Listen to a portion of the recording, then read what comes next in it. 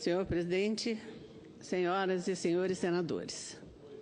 Senhor presidente, a semana passada, há 15 dias atrás, o presidente do Banco Central do Brasil, Ilan Gutfein, anunciou em 31 de março último a criação da taxa de longo prazo, TLP, que substituirá gradativamente a taxa de juros de longo prazo, TJLP, como referência de cálculo dos juros dos empréstimos concedidos pelo BNDES. Para além do palavreado técnico dos economistas, trata-se de uma importantíssima medida econômica que corrigirá algumas distorções do nosso modelo de financiamento público e privado e colocará o Brasil neste assunto em linha com as melhores práticas internacionais. A TJLP é definida pelo Conselho Monetário Nacional e serve como referência para empréstimos do BNDES ao setor produtivo. Atualmente, a TJLP orbita em torno de 7% ao ano, enquanto a Selic, que é a taxa básica de juros da economia, embora em trajetória de queda, encontra-se no patamar de 11,25% ao ano. Nas operações de financiamento realizadas com TJLP, existe um subsídio praticado pelo Tesouro Nacional que equaliza o diferencial entre a taxa e a Selic. Se o Tesouro Nacional se endivida a juros altos e empresta a juros baixos, o que ocorre, evidentemente, é um subsídio. Subsídio é necessariamente algo ruim? A resposta é não. Ocorre que essa diferença entre as taxas de juros prejudica a política de combate à inflação e a derrubada da taxa Selic, que norteia as decisões de consumo na economia.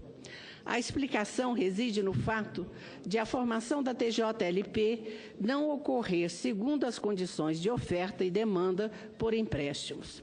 Assim, os financiamentos realizados com base nessa taxa não estão sujeitos às ações de política monetária do Banco Central. Além disso, quando verificamos o perfil de clientes do BNDES, constatamos que figuram na lista empresas que poderiam captar recursos de outra forma, como, por exemplo, fazendo emissões de ações ou títulos de dívida privada.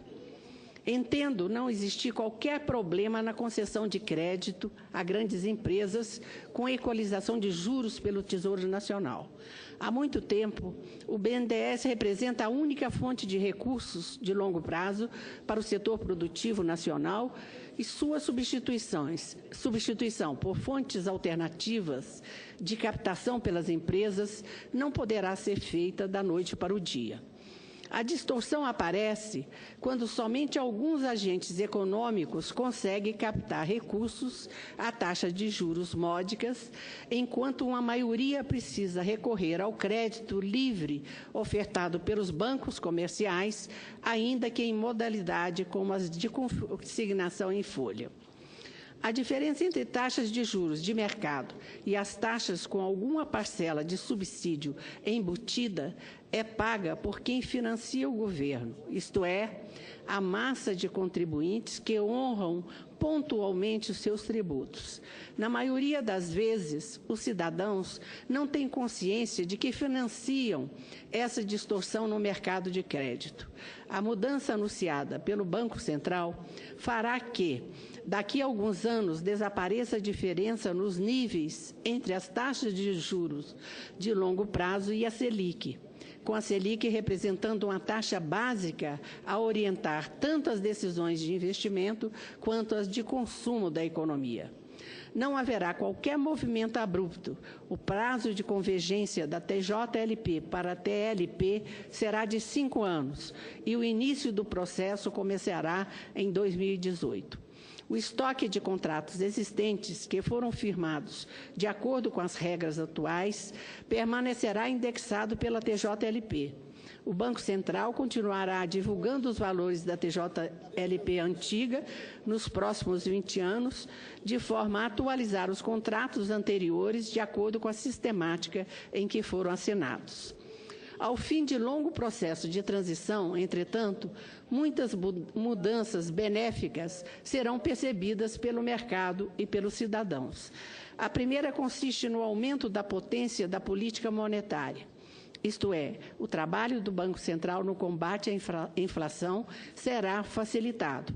Atualmente, a calibração da Selic como instrumento de combate à inflação tem eficácia limitada, visto que os juros básicos só atingem parte do mercado de crédito, deixando de fora os contratos vinculados à TJLP. Com a nova metodologia de cálculo da taxa de juros de longo prazo da economia, todo o mercado de crédito se submeterá às mesmas regras e, em situações de surto inflacionário, o Banco Central precisará aumentar menos a taxa básica de juros da economia para obter os mesmos efeitos que hoje só são atingidos com altas doses do remédio. Com mais gente se submetendo às mesmas regras, medidas de austeridade podem ser menos gravosas, o que beneficia todo o conjunto da sociedade. Outra melhora evidente é a participação dos bancos privados nos financiamentos de longo prazo. O modelo atualmente vigente praticamente inviabiliza a participação dessas instituições no financiamento do setor produtivo no país. A nova política desafogará gradualmente o BNDES, o Banco do Brasil e a Caixa Econômica Federal, permitindo que novos atores passem a financiar os investimentos, as taxas de juros competitivas, liberando os bancos públicos para conceder crédito mais barato aos tomadores que mais necessitam dos recursos. Ou ainda, os bancos públicos poderão destinar uma proporção maior de recursos a projetos de maior retorno social, os quais não obteriam recursos sem o subsídio governamental, como o saneamento, por exemplo. Haverá ainda a possibilidade de o BNDES repassar seus empréstimos para outras instituições, operação conhecida como securitização. A securitização só é possível quando o banco público e o banco privado se orientam pelas mesmas taxas de juros.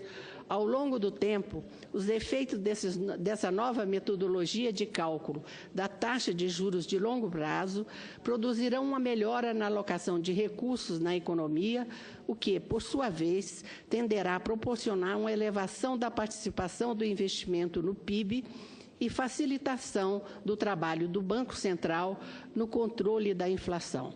Será, sem dúvida, uma enorme contribuição para a redução estrutural da taxa de juros em nosso país. Estamos, em suma, diante de um momento ímpar na política econômica brasileira. A nova forma de cálculo de juros trazido pela TLP fará com que o Brasil experimente um avanço na forma de financiar o setor produtivo e todos nós temos a ganhar. Portanto, senhor presidente, era o que eu tinha a dizer, parabenizando aqui o senhor ministro do Banco Central, doutor Ilan Goodfein.